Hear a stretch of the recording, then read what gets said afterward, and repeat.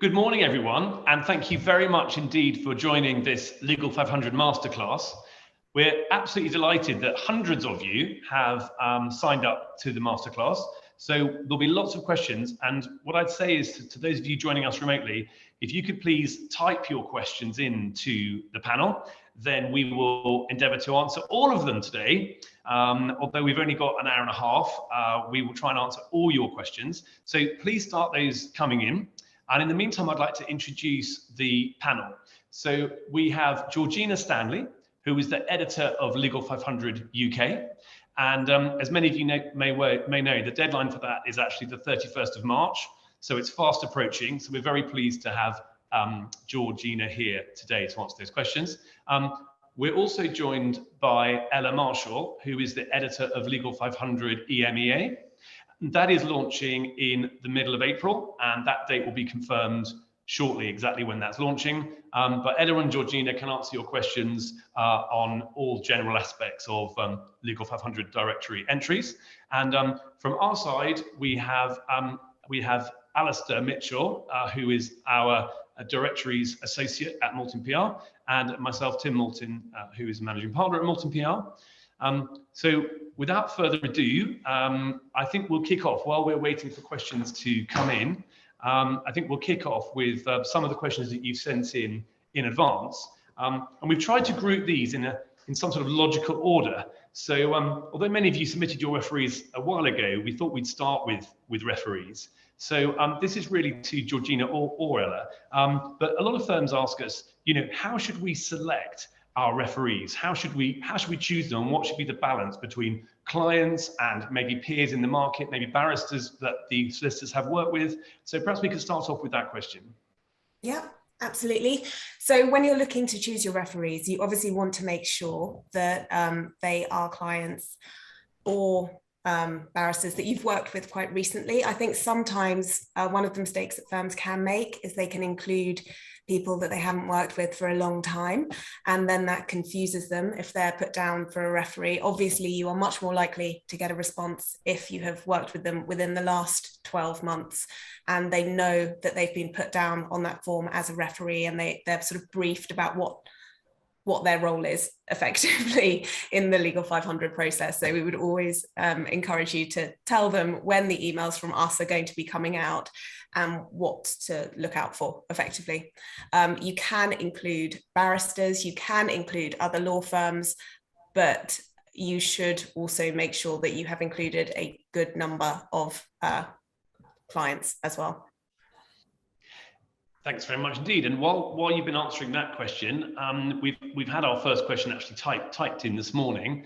So one question is, and by the way, feel free to type in which firm you're at if you'd like us to mention that as well. At the moment it says anonymous attendee. But one question that's come in for the panel is, if we're submitting for a London area, but there is no equivalent for another region, can we include matters led out of our regional offices, or should we only submit London-led examples? If you are submitting for an area that is not covered in any other part of the UK guide, then it is absolutely fine to include that work in your London submission. There is no problem at all with that. That's great. And a related question is with London submissions that close at the end of March, does that include regional practice areas as well closing at the same time, or do people have a little bit more time on the regional aspects? Regional submissions closed in early February, so that is very much done. Okay, bad luck to the person. Sorry. but there's always next year. So that is. Great. Samantha Walker asks, does it penalize firms if they're unable to name clients on submission? So many firms are very concerned, obviously, about confidentiality and therefore don't wish to name them. So the question here is, will that harm the entry? Ella, do you want to take this one? Yeah, sure. Yeah, I'd say that's a tricky one to answer, really. If it's completely anonymous, it's very difficult for us to verify the work or to see the client's profile in the market.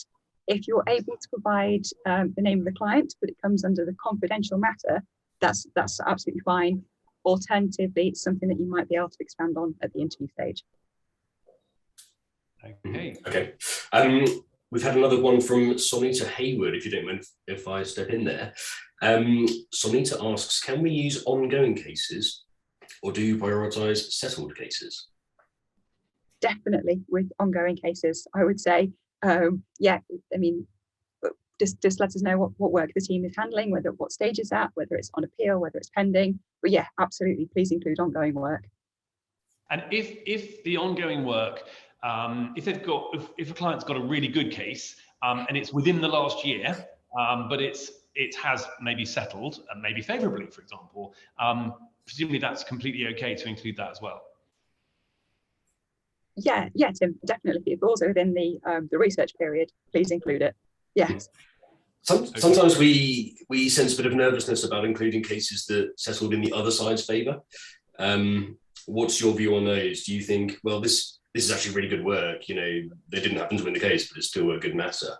What do you guys think about that? I mean, yeah, if it's really good work, you should still include it.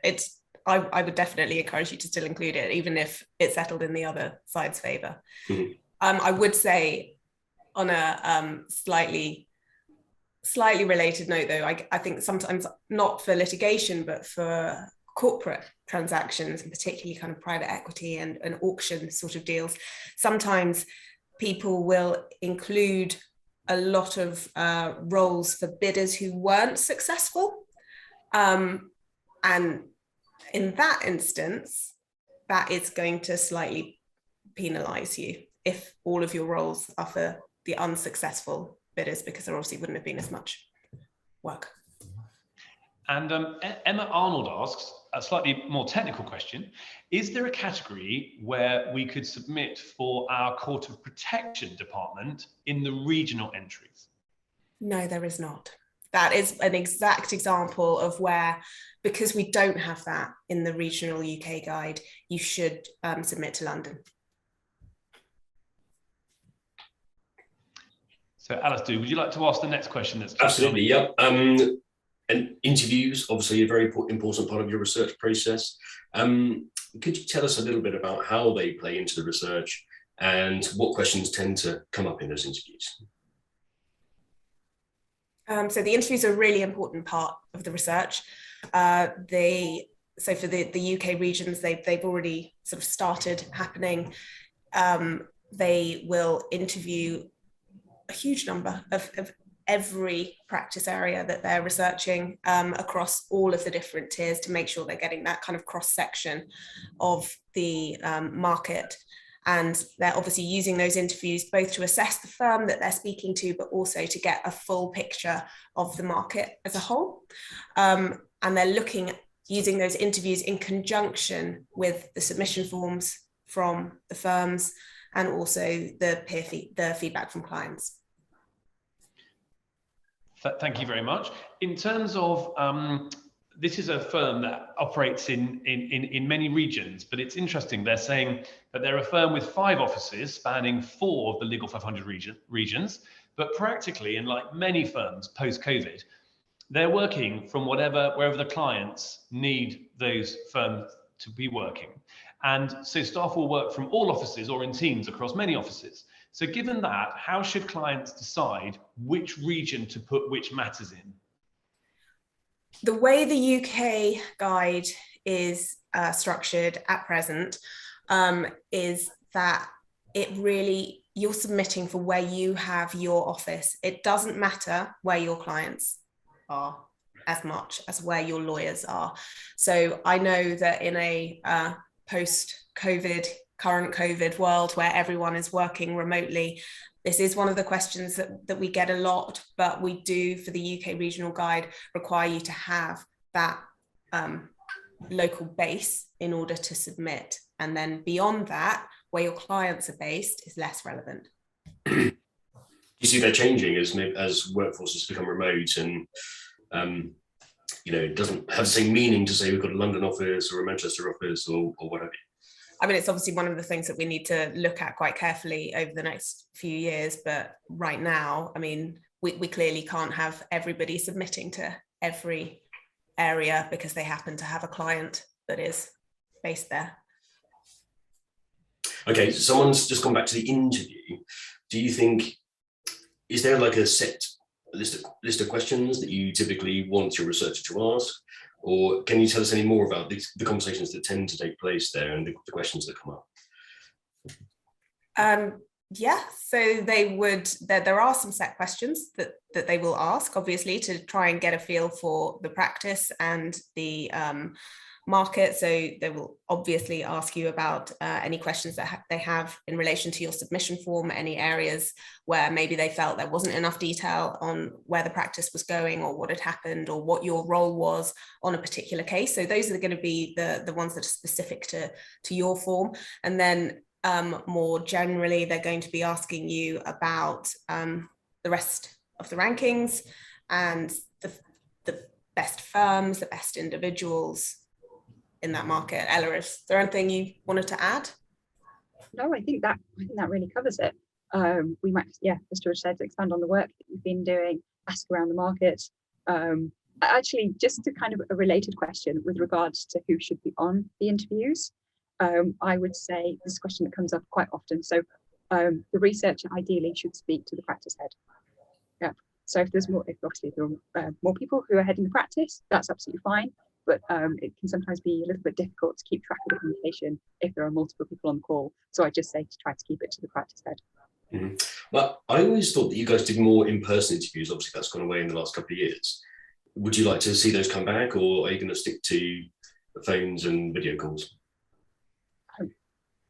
I think for London, we're definitely hoping that we'll be able to do a lot more in-person interviews.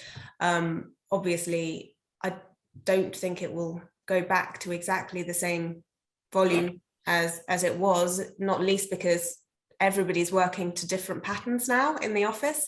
So logistically, organizing them with everybody is only in the office on, I don't know, a Tuesday and a Wednesday is going to be more difficult. So it's going to tip the balance slightly, but yeah, definitely hoping to do in-person interviews for London.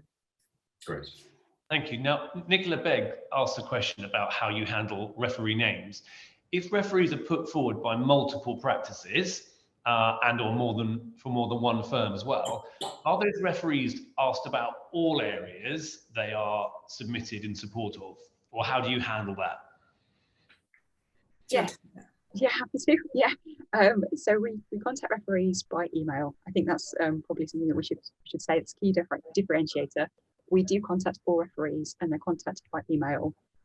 They will be asked to provide feedback for all firms, but it's entirely their choice. So they'll have links to the different firms and different practice areas that they've been put forward to, and then it's kind of down to them to provide feedback for that firm. There's also a general comment where they can provide additional feedback on other firms in that feedback form, but ultimately it's their choice. And I think that kind of comes back to perhaps being a little bit more selective in who you're putting down as a referee. I always go back to an example for EMEA a few years ago, when we had one individual who was put down 77 times. That's it's a little bit outrageous, a bit crazy. So I very much doubt whether that person filled out 77 forms. So perhaps just consider who you're putting down on that form and how likely they might be to respond. I think that one comes up particularly for barristers when people, so for the UK research, London research, when people put down barristers, that I would, again, like Ella said, really think carefully about that, because some barristers will get in touch and they've been put forward dozens of times. So yeah. Alistair, if we take it in turns to answer the questions, because there's a lot coming in here now. Do you want to ask the next one, and then I'll do the next one and so on? Absolutely, yeah. So still sticking with the referees, a few people have asked about notification of when they're going to be contacted. Can you tell us a bit about how you let firms know when the referees will be contacted by the research team? So they will receive an email shortly before referees are contacted.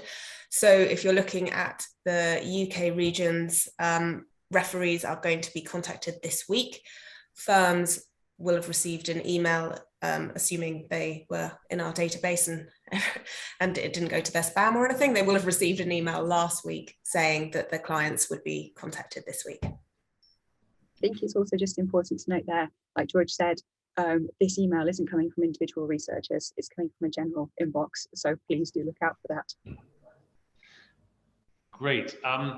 In matter examples, this is slightly off the referee point because we're jumping around because we're just taking questions as they're piling up in our inbox. But in matter examples, do you prefer paragraphs of text or bulleted information? That's the first part of the question. And then if you answer that, we'll come back to the second part. I think it depends on how detailed your matter highlights are going to be and your paragraphs are going to be. Personally, I think you want to keep it as clear and concise as possible. And therefore, if you want to use bullet points, that is a good way of doing it. I don't think anyone is going to penalize you either way, though. Most firms tend to use paragraphs, but I would encourage people to do it as clearly as possible. Thank you, that's very helpful. And the next second part of that question is related to new associates and new partners. So if a firm's taken a lateral hire, potentially from another firm, do partners require a run-up in the sense of, there's a sense that maybe you're reluctant to rank individuals who are new, maybe under 2 years to the firm. Can you just tell us about if you have any policies around that? Yeah, I don't think we actually have any policies around. You mean if a lateral hire comes in as a partner, there would be, providing they had a strong body of work behind them at their previous firm, they were leading on significant matters in the submission form, good feedback from peer firms and client support, we wouldn't have a quota on the number of years before they're considered. No. Excellent. I think the flip side of that, though, is that if you are saying your practice is really, really great because you've hired this person, but all of the work that they did was at their old firm, then, you know, while it's not going to prejudice the assessment of the individual, it means it was going to take a little bit longer to assess how they're actually doing at the firm within the practice. Mm-hmm. You know, sometimes we get situations where people say, can I put my work, I've just joined last week, can I put the work that I did at my old firm in the confidential section of the submission? And sort of put a note saying this work was carried out when I was at my previous firm. What do you think about that? People do it all the time. No penalisation there. Okay. Also on case matter summaries, we've had a few people ask about the level of detail. We've spoken about length. There's also the level of detail and how technical and jargon heavy respondents should be. What are you looking for there? What sort of level of knowledge and understanding do your researchers have? Are they looking for something that's sort of quite narrative based and for a non-fee earner, or are they looking for something that's highly technical and maybe includes jargon? What's your take on that? I don't think you should have a need to include jargon. I mean, the role of the submission form, really, if you think about it in a nutshell, is to talk about what your practice is doing and why the work that your practice is doing matters, and why we should think that the work that you're doing is better than the work of the other firms submitting, or on par with the firms that you want to be kind of ranked against. So the technical stuff, you don't need to have that there. Really, you should be assuming that what you want to express there is why it matters, how it highlights the growth of your practice, the strength of your client base, the development of the work that you're doing. So that, I would encourage you to do that, not try and fill it with technical jargon, because I don't think anyone's going to gain there regardless. Even if we gave you a researcher, you happen to get, there are some researchers in some areas who do have PhDs in particular areas of law, for example. Even if you got one of those, and so they had a full understanding of all of the jargon, just filling your matter description with jargon isn't going to tell them why it matters and why it's important. Thank you. We've had a question in from Leslie, who is head of BD at Excello Law, and what she's saying is that they don't have practice heads, so all the lawyers listed in the submission tend to want to get involved, as it were. And she's asking how they deal with that, because each lawyer has their own client matters within a team approach. So what do you mean? Sorry. So.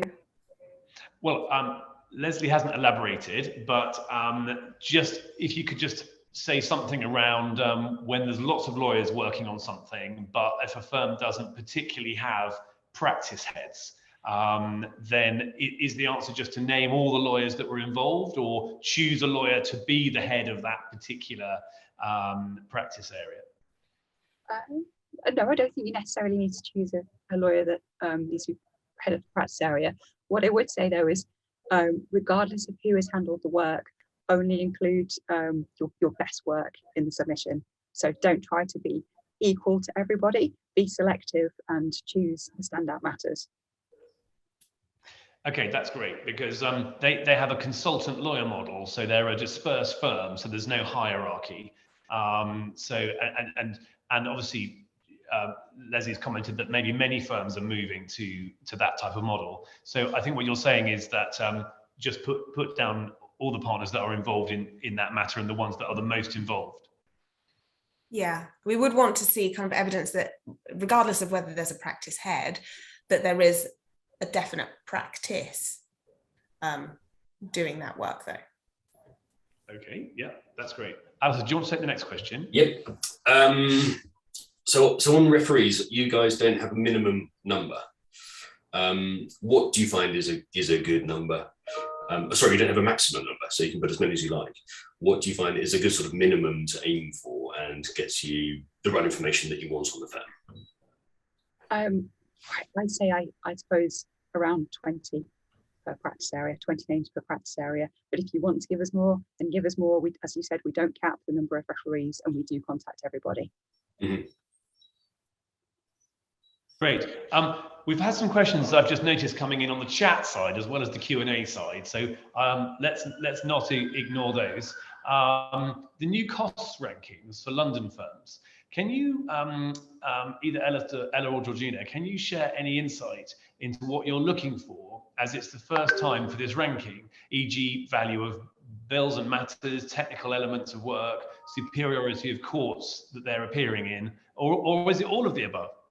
I would say all of the above. We obviously haven't done it before, so they're going to be looking at it completely from scratch this year based on what comes in effectively. That's great. And that was from Sunita Haywood, so that's great. And Sunita also says, can we use ongoing cases, or do you prioritize settled cases? I think we've answered that.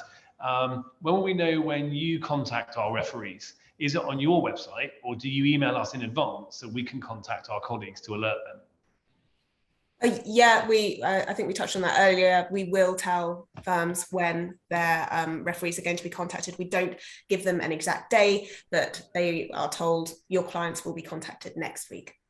Okay, that's great. Alison, do you want to answer some more of the Q&A questions? I mean, ask some more of the Q&A questions. Yeah. So there's some more about the sort of regional split. If a team is based in London and the category is only available from London, can the team include work which has been done outside of London, or do they concentrate on London work? Do you feel you've covered that? I think we covered that one earlier. I think maybe some of the questions are coming in both places. Yeah. Okay. What about this one? I think this is an interesting one. Are certain types of work considered more valuable than others?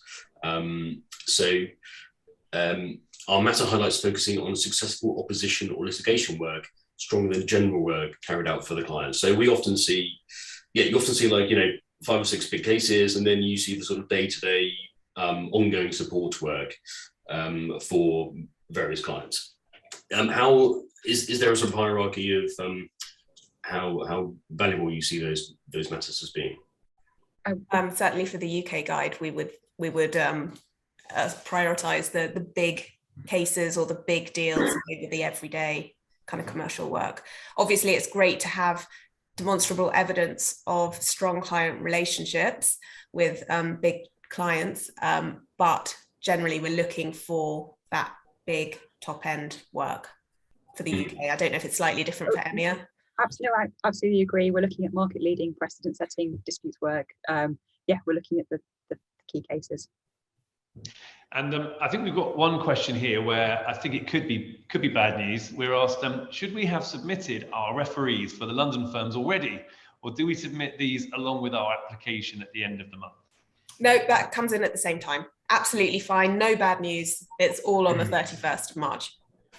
Excellent. I think Alice Thomas will be very delighted to hear that. Thank you. Okay.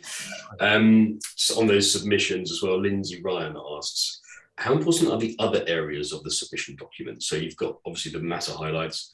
What about the firm overview, the feedback section? How do those play in? How are they assessed? And what are you looking for in those sections of the document? I think they're really important. The practice overview, what differentiates your practice. I say they're really important as long as you use them right. I think they're really, really important. So it's your opportunity to sell your firm, to sell the differentiating factors, whether that's in terms of the progress that you've made, the hires you've made, the share of a new market that you've gained, a growth in kind of revenue within that practice area that you may have achieved over several years. And put in context the work that you've got there. And then in terms of the what do you think about your rankings? Again, that is your opportunity to say, well, we think that we should be here because of X, Y, Z. You do need to sort of demonstrate that there, but it's also your opportunity to feed back on the market as a whole. So, and that is a really important part for people to know. We're not expecting firms to simply comment on their own ranking. It's much better if firms also comment on the rankings generally. So if you think they're all right or somebody is in the wrong place, tell us and explain why. That's not to say we're going to take it at surface value, but it's good feedback. Anything else, Stella? I would just say on the About Us section, please do tailor it to that practice area rather than a general firm overview. Ella, earlier you mentioned about being selective, and one sort of follow-up question is how selective should one be? So, for example, there's a maximum level of matters, publishable and non-publishable. So, what should the minimum be for a good submission? Would you say in terms of number of matters? Oh, number of matters. Well, I wouldn't want to put firms off by setting a minimum. If you're demonstrating good work and you can't quite make the full quota of 20, that shouldn't really be a bar to you submitting. If you are submitting for a very competitive practice though, and you're struggling to fill the 20 matters, that's likely to count against you in some way. So ultimately we are prioritizing quality, but it doesn't help your case if you also have quantity. That's great. And just to confirm, I think we've covered this already, but Michelle Maguire has asked, if we can't name clients, even in the confidential section, would we be penalised for that? Unfortunately, yes, firms are likely to be penalised for that. If it's too generic, it's very difficult for the researchers to assess the work. Okay, that's great. Well, it's actually very helpful. Into it in the interview, perhaps, potentially. Yeah. If you get an interview, then potentially you may be able to work around it then. But if it's too generic, it's meaningless. That's a good idea, Georgina. Thank you very much indeed. I think that's actually very, very helpful and very good to have a clear steer on that as well. So, Alistair, do you want to do the next one? Yeah, sure. So, sticking on the submission for a moment, is there anything you see coming up a lot which you think we don't need that on there, it's not necessary, and firms don't need to spend time including information like that? Other awards, recognition, we're not going to be looking at that. Background articles, sometimes firms will include kind of press coverage or articles that people have written. We're not going to be looking at that either. And I think those are the main things. And going into, I think if firms are looking at ways they could cut down the time they spend on the submission, I guess, then potentially some of the information in some of the biographies. Obviously, the context is fantastic. It's really good to have that. But I do normally say if firms are struggling to write that individually, then you can just link through to their bios. Yeah. Do you mean things like professorships and all those kind of non-fee earning activities that a lot of lawyers do? Yeah, but some firms will just, for the leading individuals they're putting forward, they will just send a link to the lawyer's biography, and that often is absolutely fine. But I think what you want to make sure if you're doing that is that if there are extra things about that person, you would put that in that box. You know, like if someone's been on maternity leave or parental leave, or, you know, something that's going to impact on the volume of work that they're doing in terms of our comparisons. Mm-hmm. Okay. And a question from an anonymous attendee. How many individuals do you recommend to put forward as recommended individuals for each practice area submission? So is there a rough guide for how many matter highlights should be attributed to each partner? For example, 3 matter highlights per individual to show a good spread of experience? I think so rather than looking at it like that, I would say start with your best work and then maybe divide it like that instead. So if it happens that one individual has led 6 of the firm's best matters, then put all 6 of those matters in for that person, rather than trying to spread it around the team. In terms of the number of individuals that you're putting forward, George, this might vary for London, but certainly for EMEA, I say to firms, please don't overload us with names, because just to use the expression, we can't see the wood for the trees. Sometimes it dilutes the quality if you're just packing it with names, really, in those leading individual, next generation partners and rising stars lists. So to try to narrow it down to the stars in the team. Yeah, I would agree. So for London, yeah, absolutely, don't give us too many, but you do want to put forward your best people. Then everyone that you are putting forward, you do need to make sure, I mean, obviously you don't want to miss out any of your best matters just because you're aiming for equal representation, as Ella said.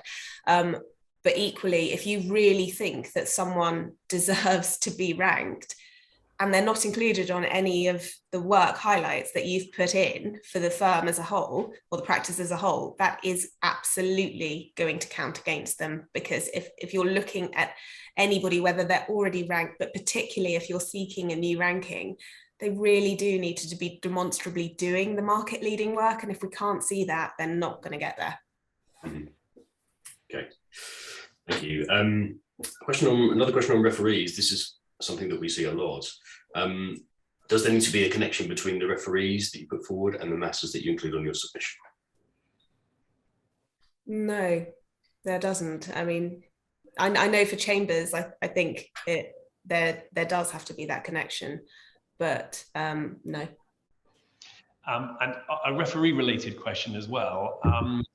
For the 11th of February deadline, refs, obviously they're probably being contacted about a month later. Is it possible to have, we're asked, slightly more time for those? Is it at all extendable for referees? A bit more flex on that, or is it a hard deadline on the 11th? Do you mean to add, well, I guess you don't know what they mean, but I'm assuming you mean to add new names. We cannot take any new referee names after that 11th of February deadline. All referees are being contacted this week for outside London, so it's too late to add new names. Yeah, I would just say that I appreciate that to firms it might look like quite a long time between firms submitting and us contacting them, but the referee team spends an awful lot of time processing that data, which is why it is a fixed deadline. Yeah, and similarly on that point, a follow-up question on that is, with the 31st of March deadline for entries and referees, is there any flexibility about providing referees slightly later than the 31st of March deadline? No, there really isn't. I mean, I think what people don't see from the outside, as Ella sort of alluded to there, is the work of the referee team. We want to make sure that people's referees are only getting one email from us with all of the relevant sections that they've been put forward for. We don't really, if people start sending in additional referees later, there isn't the time to do that, to sort that properly. You don't really want people getting multiple emails to annoy them.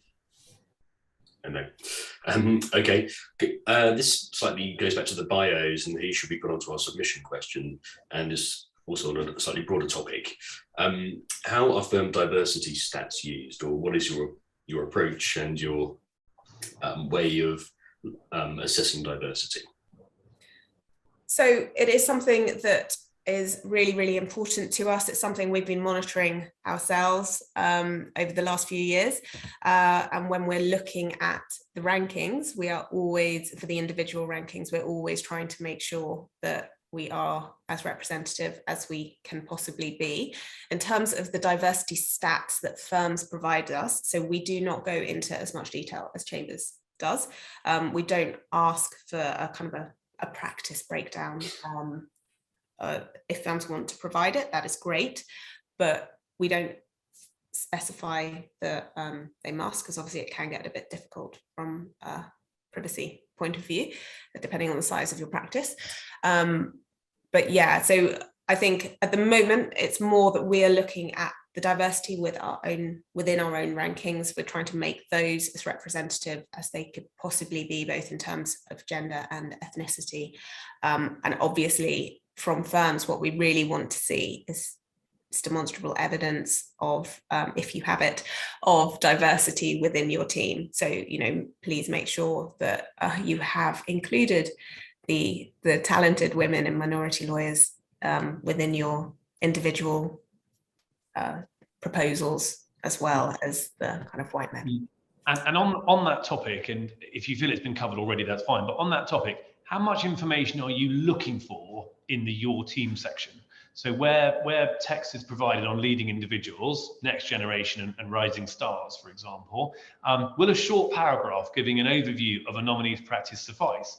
Or are you looking for comprehensive summaries of nominees' practices, recent deals, and anything else? I don't think we need to see that summary. We need to see their name in the matter highlights, preferably for leading individuals, certainly leading on those matters for your leading individual nominations. But you don't need to provide us with a short summary of the work they've handled. No, I would say, you know, if it is someone that you are particularly keen to get forward and they have done something really remarkable within the firm and you can demonstrate that, then you can put that, you know, if you have got, whether it's a woman who is leading some kind of initiative within the firm, you know, or leading a particular client relationship, you can put stuff like that in there. That's still relevant, but make sure it is relevant and it's useful context around the work rather than a sort of fluff. On the whole, though, you'd say fee-only work should be the focus. Yeah, actually, just going back to what George said, if anybody's been leading on any kind of like AI innovations within the firm, that would also be kind of useful to know. But yes, the fee-only focus really. Okay. Kind of related to that, Sonita Hayward has asked, how do you treat fee earners who moved into management roles? For example, if one becomes the managing partner or some other senior role, and they won't be as active on matters day to day, how should you include them or position them, and do they stand a similar chance to be included in the rankings as previously? That is an issue that comes up every year, obviously. If people are really not doing any more fee earning work and they haven't been for some time, then it's quite hard to justify leaving them in the rankings.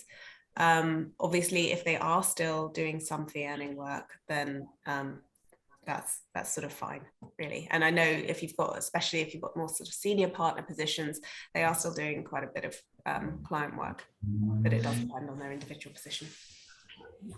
Thank you, Georgina. Valentina Chiolino, sorry, Valentina, asks, would Legal 500 share the email that you send to referees?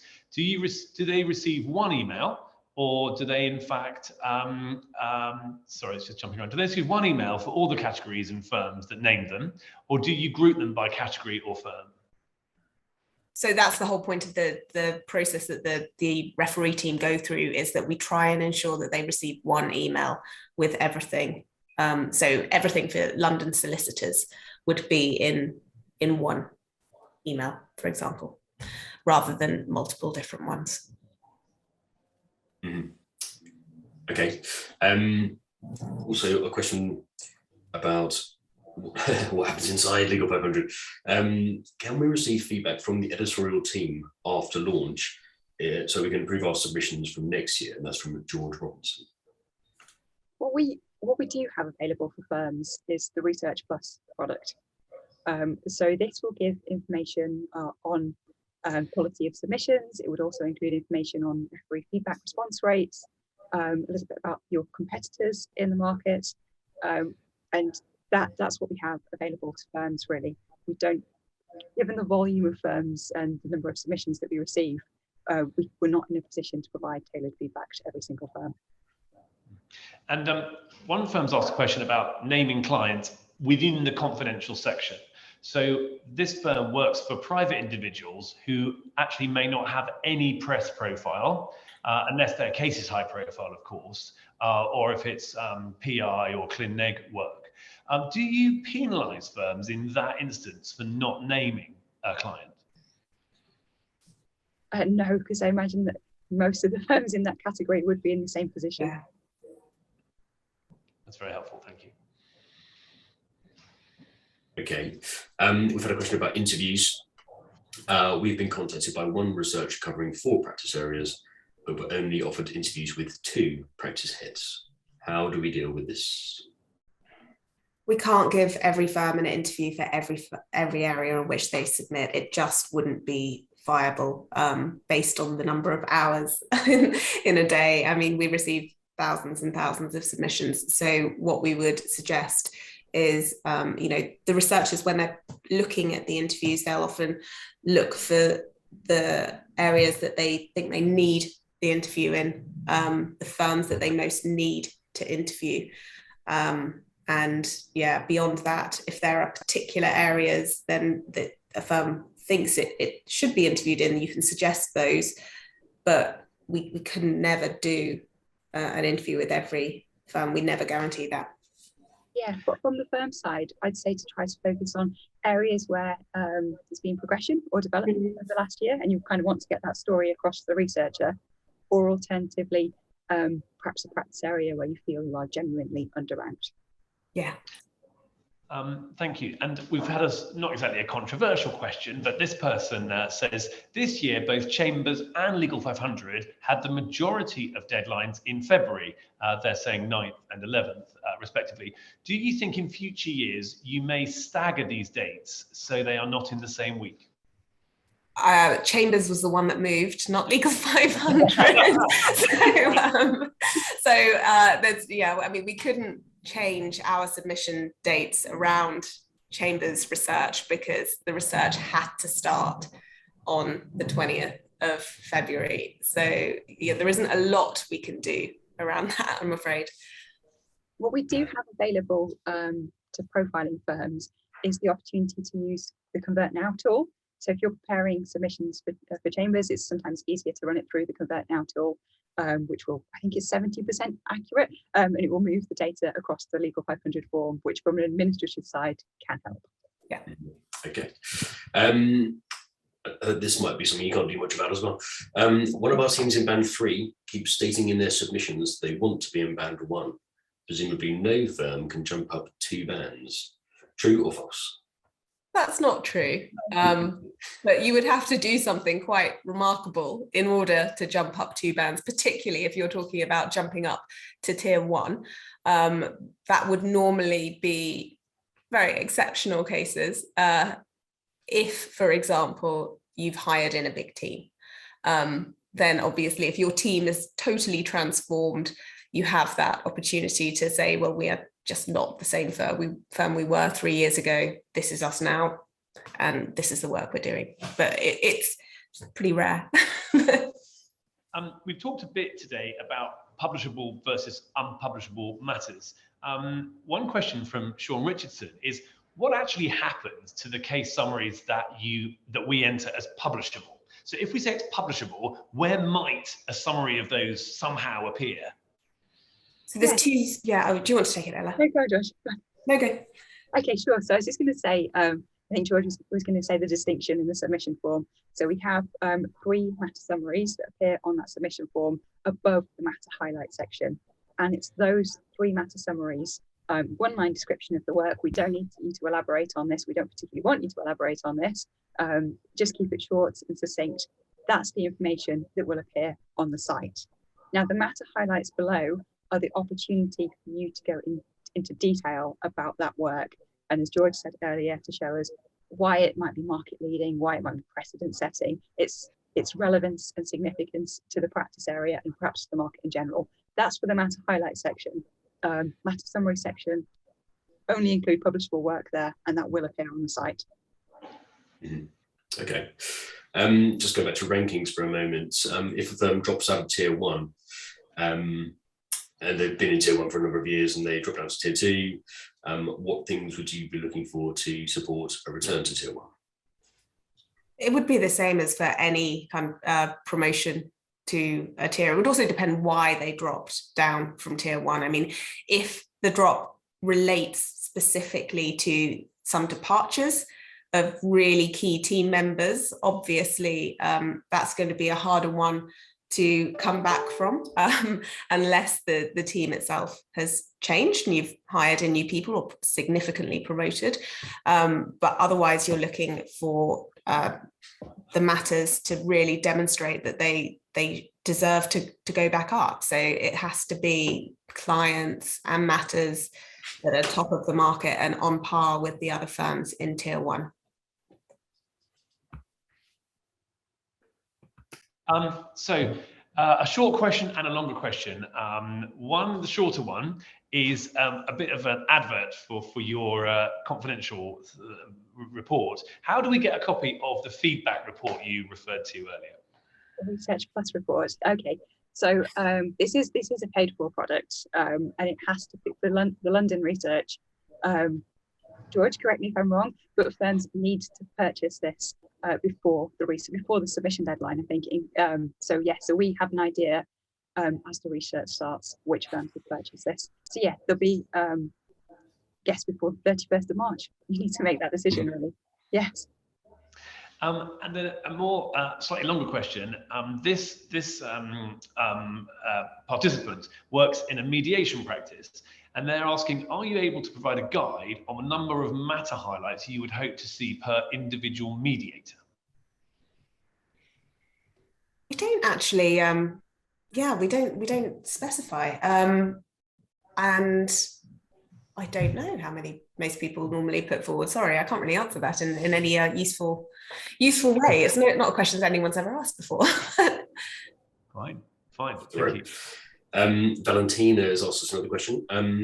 Are quotes from clients welcome in meta descriptions, or shouldn't we bother sourcing them and including them after the description of the work? Don't bother. No. Yeah, they're not. We can't use them if we haven't sourced them ourselves. Okay, great. So a question here from Georgina Lewis. One of the practice areas I worked with on this year's submission had a challenge with choosing their referee list. It's predominantly a transactional practice area, so they have a few long-standing clients who regularly place work with that department. But these clients have participated in the research several times now. The practice area was reluctant to ask their long-standing clients again to assist with this process. Transactional clients are fine for their recent transactions, but for transactions completed 10 plus months ago, quite a bit of time has elapsed since the client placed their business with the firm. Are there any plans for Legal 500 to change your approach with how and what information is being collected for your research? E.g., long-standing referees who have participated in the research process several times before. So this is more for clients rather than barristers. Okay, I'm just trying to untangle that question. I'm not sure what was asked there. Yes, I wonder if it's a matter. I wonder if it's a matter of if it's a client and you've already gone to them on a matter, because perhaps it's a long-standing client who has many similar matters. Perhaps would there be a situation where you could kind of look back in your notes rather than sort of bothering the client again? I suppose that may be what's being asked. We can't do that because for all we know, something could have changed in between. Yeah, the relationship could have changed, their view of the firm could have changed. But, I think just to stress again, we're not saying that you need to include referees for the specific deals that you have included inside your submission. So actually your the total number of people you could contact is is a bit greater. And also you obviously need to think about who you're putting forward within that organization as well. Yeah, I think there's a point there about what I call client fatigue as well. Asking the same clients, your best referees might be people who've done it time and time again. You're kind of reaching the point where they're not your best referees anymore because they won't want to do it again. I think that's partly what that person's alluding to as well. Thank you. George Robinson, first of all, he thanks us all for this useful session. So thank you, George.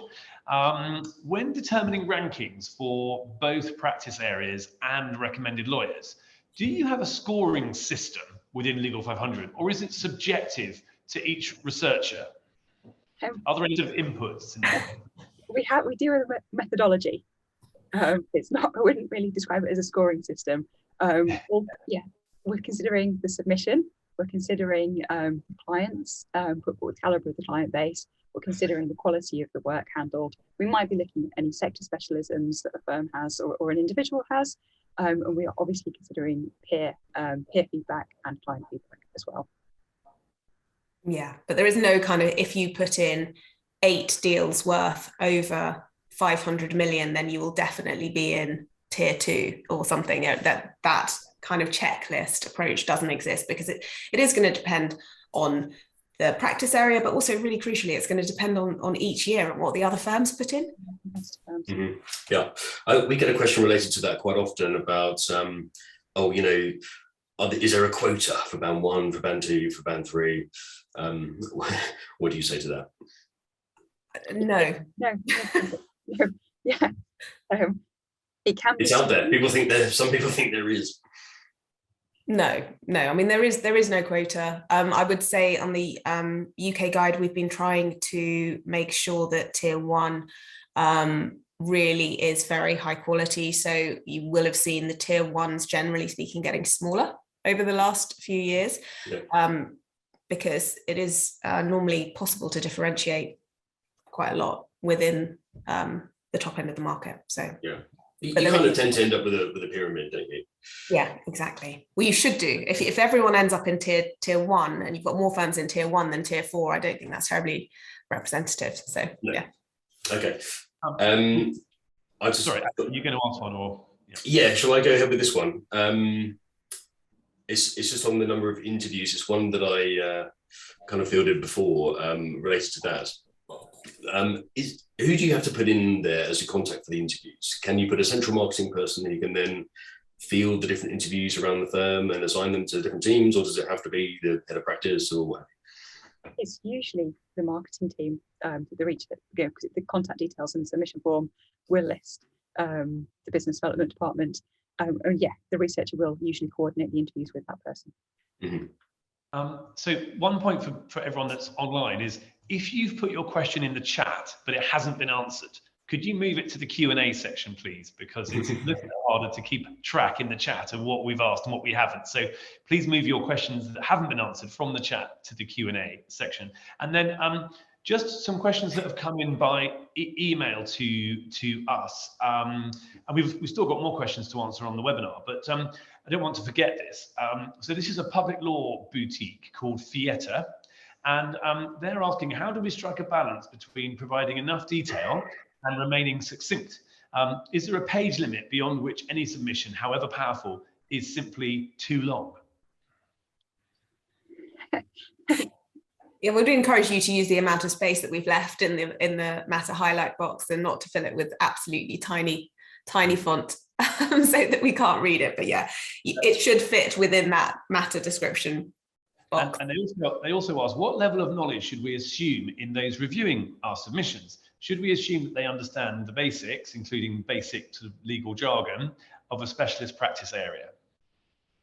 I think we kind of covered this a bit earlier, but I would assume that everyone you're speaking to is very bright, but does not know the specifics of that practice area at the very beginning of the research period. They will know the basics, but they're not going to be experts. They are never going to know as much as the partners that they are talking to, generally speaking, because they're not partners in law firms. So yeah.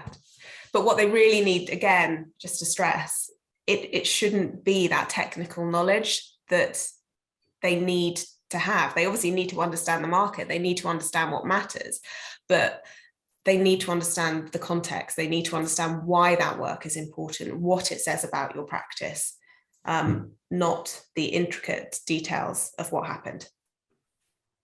You? Okay. Thank you. Another question on interviews here from Sean Richardson. For team interviews, is it detrimental to have our interviewee cover more than one service with the interviewer, who's only able to cover 4 areas? For example, having our team discuss corporate and commercial and employment in one interview, is that detrimental? I'd say you're going to be quite pushed for time in that time slot to do both. I'd say to stick to the one area and do it in full, do it properly, really, rather than try to race through something and miss out details. That's great. Rena Popat, first of all, thanks us all for a great webinar, which is very nice. And thank you, Rena. And she also asks a rather brilliant question, I think, in some ways. She says, can I ask, how do you move up the tiers? That is a great question. That's what we all want to know. Can you just magic answer? I don't think there is a magic solution that is going to guarantee that everybody moves up a tier. Otherwise, everyone would be in tier 1. But you obviously need to make sure that your submission is demonstrating the quality of the work in the firms in the tier above you. So you need to make sure that the work is, I would encourage you to actually look at what the other firms in the table, in the tier above, are doing, and whether your client base matches up, whether your matters match up. But you clearly need to demonstrate an improvement in the quality of your work, the quality of the client base, maybe depending on the circumstances, maybe the quality of the lawyers or the number of the partners, senior partners within that practice area. And really crucially, you also have to get that peer feedback and the positive client feedback as well. That's great, thank you. Are you asking about the Luke Harrison's question? I will. Luke Harrison from Keeden Harrison has sent us a question. They're a new firm founded in May 2022, Luke says. Both partners have an established track record of their previous firms. What is your approach or your take, or how do you deal with new practices like that? Always very welcome to submit. Yeah. I'm assuming this is for London, so by the end of March, the practice will have been in the market for 10 months, and I assume it have a good body of work for us to consider. So yes, please do submit.